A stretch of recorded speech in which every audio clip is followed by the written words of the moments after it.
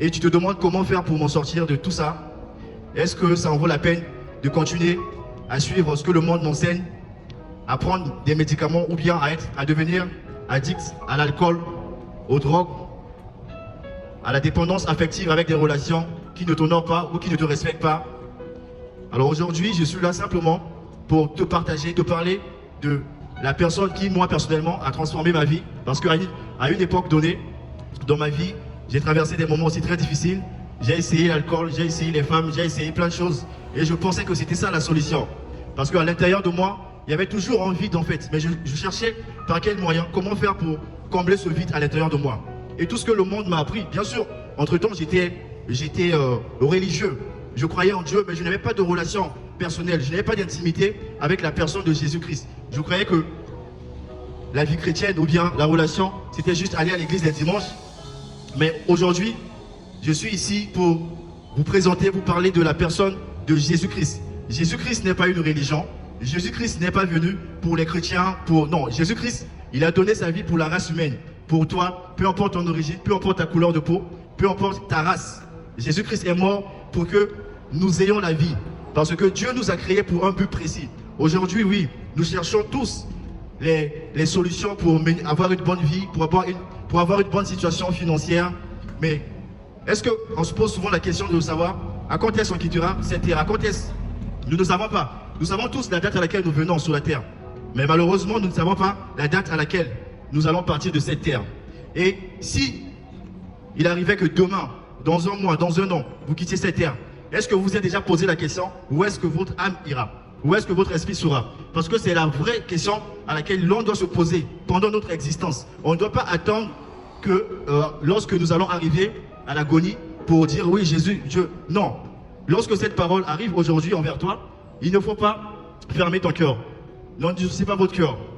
La parole que nous vous prononçons ce soir, la parole que nous vous disons, partageons ce soir, elle est destinée pour toi. Oui, toi qui m'écoutes.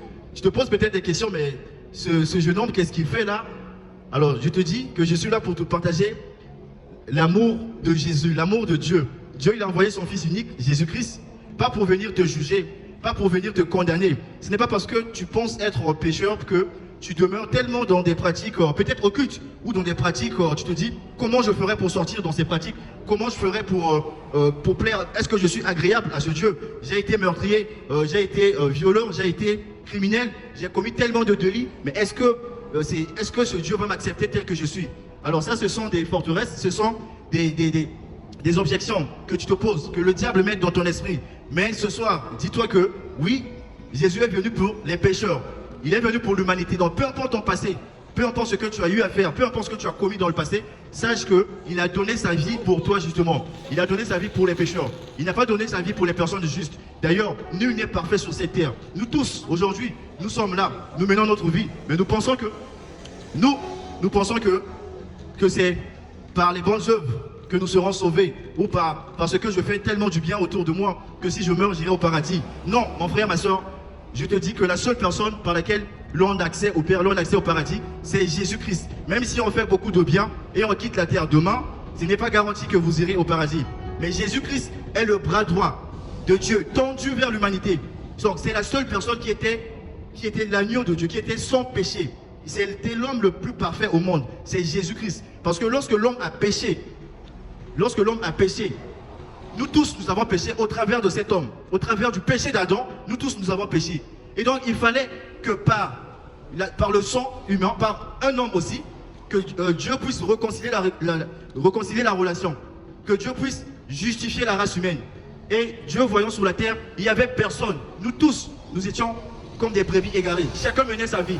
Mais Dieu, il a pris son Fils unique, Jésus-Christ, qui a pris la forme humaine. Il est venu sur la terre. Il a vécu pendant 33 ans, il a vécu comme les hommes, et il nous a montré comment il fallait vivre. Et par sa vie, il s'est sacrifié à la croix pour que vous ayez la vie. Donc ce n'est que par le sang de Jésus-Christ que nous sommes sauvés. Ce n'est que par le sang, ce n'est pas par les bonnes œuvres que l'on peut faire. Parce que je construis des orphelinats, oui c'est bien.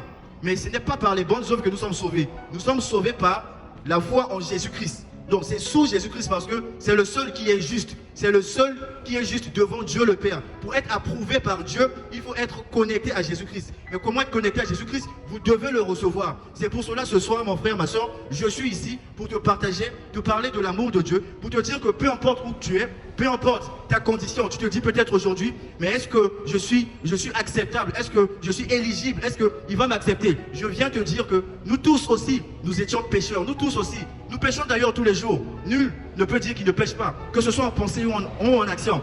Mais quand tu as Jésus-Christ, son amour va tellement te conquérir et il y aura plusieurs choses que tu faisais, que tu vas abandonner, que tu ne vas pas comprendre, mais ça va te quitter. Ça va te quitter. Tu seras tellement rempli d'amour, tu seras tellement rempli de paix. Oui.